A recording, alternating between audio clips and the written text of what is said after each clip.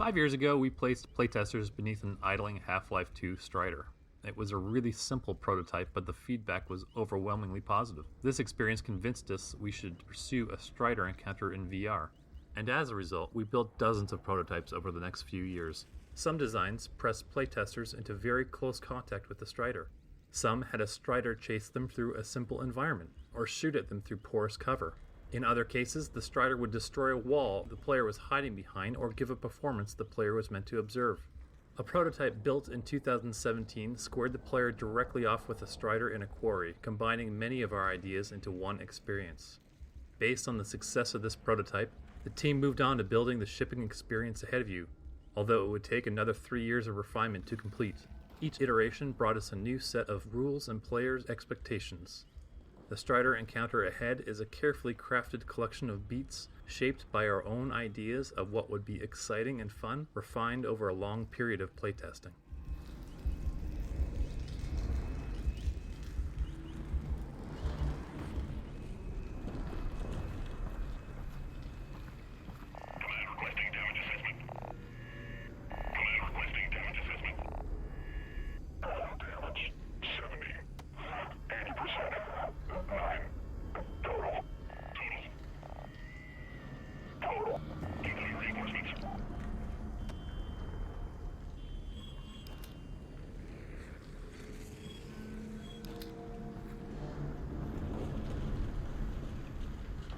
Through many iterations of the Strider encounter, we would find ourselves having functionally solved a problem, only to realize that we also had to fictionally contextualize the solution so that it made sense. For example, we designed this entire map to include combat with Combine soldiers. But how should we fictionally place them in this destroyed space? How could we put a disabled Strider close to the player? What were the Combine doing here prior to the vault collapse? This soldier was placed here to communicate to the player that some Combine were in the area investigating an antlion infestation before the vault fell on them. In fact, you can see some dead antlions nearby. If you listen closely, you'll hear the soldier trying to contact the rest of his squad, letting the player know that they are not alone and that there is likely to be more combat ahead.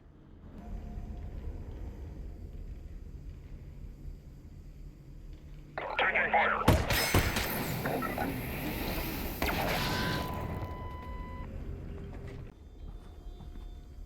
Repair or extraction needed. I don't know. He's kicking it. Oh, it says stop kicking it. Stop kicking it.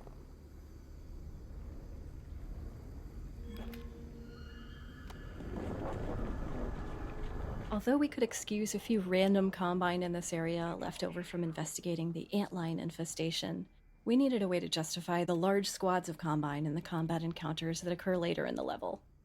These two Combine are part of a squad sent down looking for survivors after the vault collapse, and their dialogue is designed to inform the player that this Strider they have found may not be dead. Fictionally, it is the player's combat with these two soldiers that alerts the rest of the Combine in this area to the player's presence.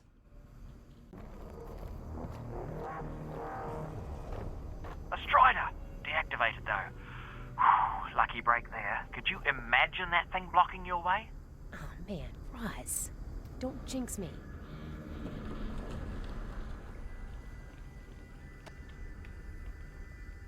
For many players, Striders are the most feared and powerful enemies in the Half-Life franchise, and we thought it would be interesting to flip player expectations on their head and experience what it would feel like to team up and cooperate with a Strider. Our initial concept was inspired by Aesop's fable of the Lion and the Mouse, with the player freeing a disabled Strider who would later help the player escape by clearing the way forward. Initially, the parking garage was a Combine silo, and it was much easier fictionally to have some type of Combine device which could constrain a Strider without injury. When the location changed to a collapsed parking garage, we constrained the Strider by trapping it in the elevator shaft, held down by the elevator car. After being freed, the injured Strider would lash out at anything nearby, Combine and player alike, as it tried to escape. This was a strong story when told aloud, but expressing it in a way that was understood by players turned out to be difficult. Keeping the Strider around throughout the level, alternating between injured and angry states as the player slowly picked their way through the garage, was confusing to playtesters, and we had a very hard time trying to find the right balance. Playtesting feedback was really consistent around this.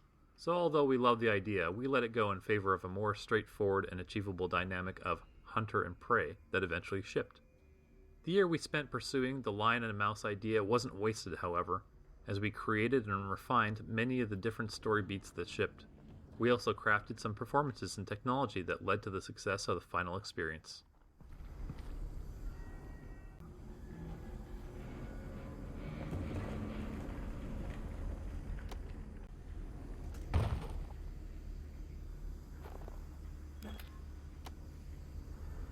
The Strider encounter boils down to a set of performances and the Strider's AI-driven minigun. Maintaining the illusion that the Strider was aware of and hunting the player while delivering these performances required a delicate coordination between animation and AI systems. We used a variety of approaches to make the Strider feel like an intelligent creature hunting the player. Players in VR move very slowly by first-person shooter standards, so we have the Strider alternate between chasing performances, following the player through the level, and then hunting performances, focused on tracking and firing at the player, or looking for them. Triggering the different stages of this pursuit took a lot of playtesting. We paid close attention to how playtesters would move through the level, and then built the triggers and iterated on the animations to support the most common behaviors. It was very much a back and forth conversation to evolve a beat into something that most players would believe the Strider was truly hunting them. Early playtesters would grow weary of being shot at without any downtime or contrasting experiences. So we identified the beats that would create that contrast and layer them in when we saw playtesters become fatigued. Things like the Strider bashing the wall, walking over you, chasing you up an elevator shaft, all acted as ways to break up the experience and surprise the player. Whenever we had feedback a playtester was growing or looked bored or fatigued, we would brainstorm different ways to insert these beats, and then test it to verify that they were paced correctly. One of the tools we used was a sophisticated look-at system on the Strider. The system tracked the player and would procedurally orient different parts of the Strider to face the player. The body, minigun, and Gauss cannon all had different look-ats to break up the effect when the Strider lost or acquired the player. These could be independently enabled or disabled at specific times to make it feel like the Strider was directly addressing the player. In each animation of the sequence, the look-at on the minigun and body would be enabled or disabled based on whether the Strider should be able to see the player at that point.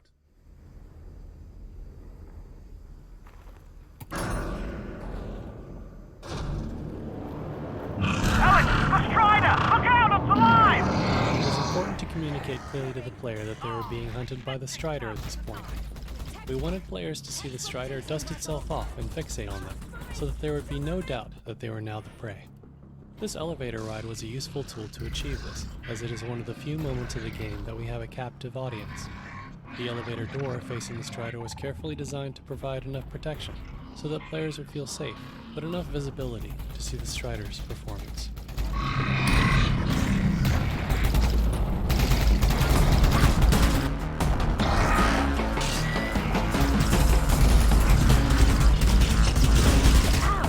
During development, we talked a lot about the experience of the Strider minigun blasting through the walls and floors of the parking garage while hunting the player, but we weren't sure we would be able to deliver destructible cover until around 6 months prior to shipping.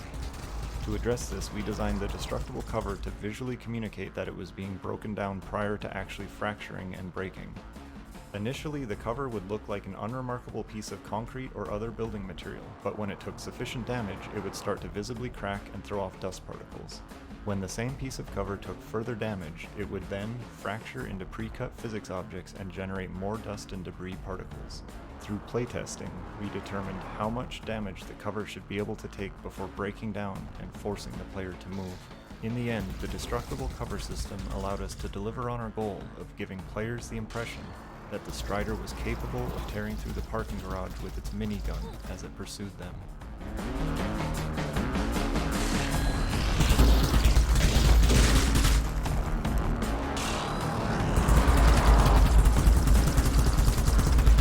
In this area of the map, we began hearing from some playtesters that they found the minigun firing monotonous.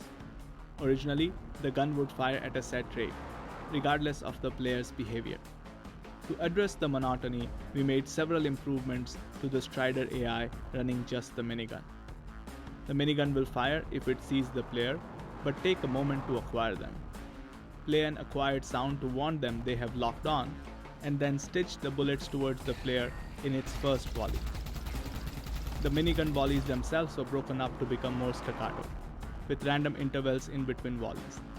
If the player ducks behind cover, the Strider will keep firing where it last saw the player for a short period. These changes to the minigun behavior eliminated the monotony and gave players the impression that they were fleeing a living creature.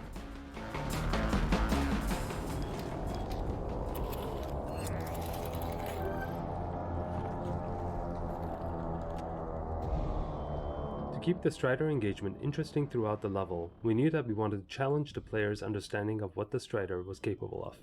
We identified this upcoming room as a space where most players felt they understood the Strider's capabilities, and built this next beat to surprise them.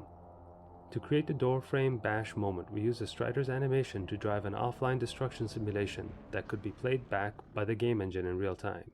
We coupled this with particle effects and physics impulses on interactive physics objects in the room to make the player feel unsafe. To fully sell the idea that the Strider has been searching for and has found the player, we gave the Strider a moment of pause after tearing away the wall to look at the player before it started to fire again.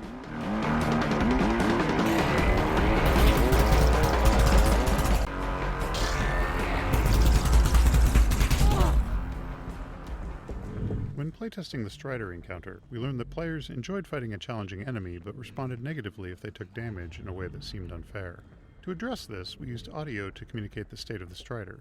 For example, when the Strider did not have line of sight to the player, it would emit a periodic hunting sound. This sound was meant to communicate to the player that they were currently safe, but that the Strider was still there. Once the Strider had seen the player, it would switch to its chasing state and make corresponding chasing sounds. When the Strider was ready to start firing at the player, it would emit a target acquired sound before firing. Players quickly learned this pattern of sound cues and no longer complained about being caught unaware of the Strider's targeting state.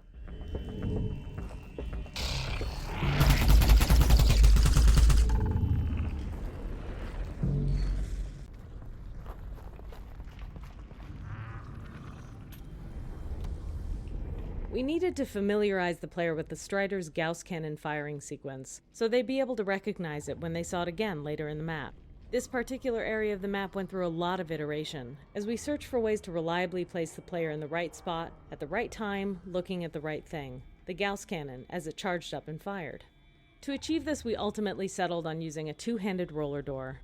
It requires the player to stand in a specific position and orientation, and occupies their hands so we know they aren't teleporting or interacting with anything else. We even know the precise moment that the door clears their eye line, so we can be assured that they're going to see what we want them to see.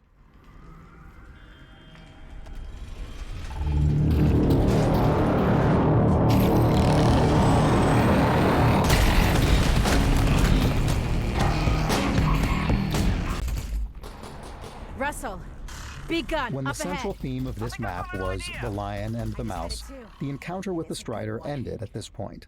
The Strider simply exited off into the sunset. We intended for the Strider to reappear in a subsequent fight, perhaps even attacking the Combine alongside the player. But this idea was only pursued briefly before being cut. The problem was that playtesters felt cheated that they didn't get to destroy the Strider after being hunted and harassed by it for so long.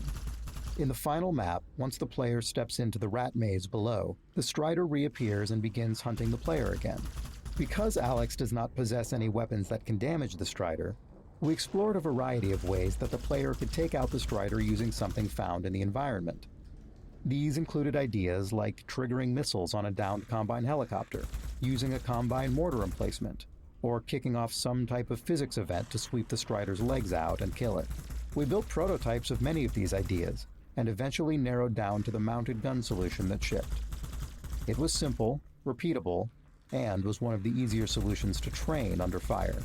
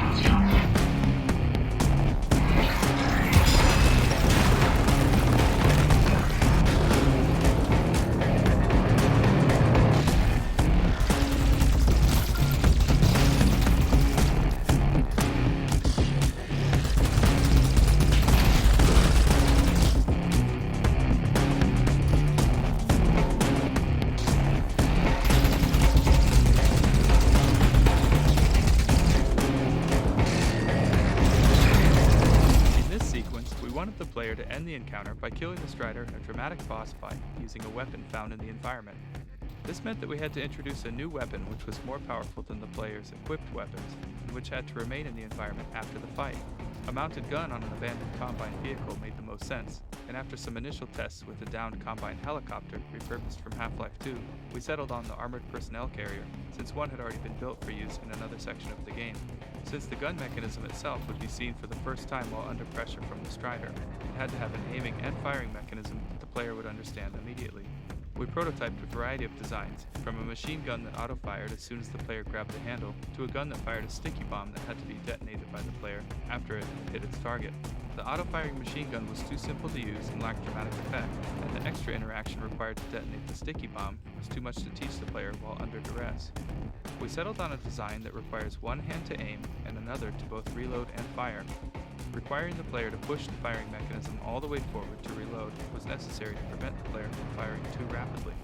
The gun's shell reloading animation is directly driven by the player's motion and communicates to the player that they must move their hand all the way forward to reload before being able to pull it back to fire.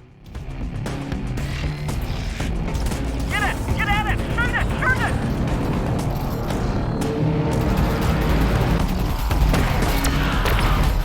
It's working!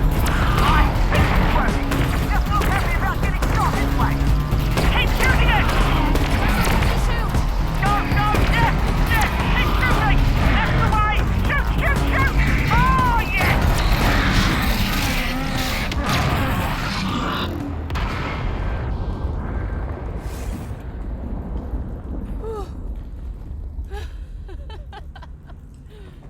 We did it, Russ.